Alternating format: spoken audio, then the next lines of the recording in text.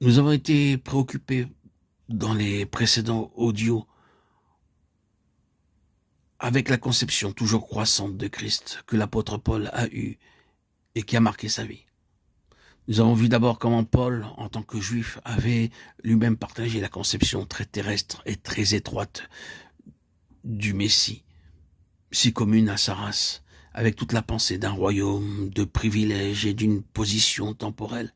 Et comment, pour lui, cette conception en est venue à être brisée par la révélation qu'il a eue du Seigneur Jésus pendant son voyage sur la route de Damas. Cette crise a marqué le commencement d'une connaissance toujours croissante de Christ. Là, Paul avait appris non seulement que Jésus de Nazareth était lui-même le Messie dès longtemps attendu, mais qu'il était également le Fils de Dieu qui, avant les temps éternels, avait été dans le sein du Père. Dès lors, le Christ n'était plus pour lui juste une figure du temps. Et nous avons noté comment, par davantage de révélations, ce fait est venu à être lié à ce que Paul appelle fréquemment le dessein de Dieu, les conseils divins, suivant le plan de celui qui opère toutes choses, d'après le conseil de sa volonté. Éphésiens 1:11. Cela est lié à avant les temps éternels, et dans ce dessein, dans ces conseils divins de l'éternité passée. Un très grand nombre de choses auxquelles Paul se réfère s'y trouvent. Nous avons vu que ces conseils divins, ce dessein éternel concerne l'univers et l'homme en particulier, et que l'univers et l'homme sont réunis dans son Fils. Selon le bienveillant dessein qu'il avait formé en lui-même pour le mettre à exécution, lorsque les temps seraient accomplis, de réunir toutes choses en Christ, celles qui sont dans les cieux et celles qui sont sur la terre, Éphésiens 1, 9, 10. Cela nous a amené à considérer un point qui exige peut-être d'être présenté à nouveau, ou du moins une réitération à laquelle nous procédons.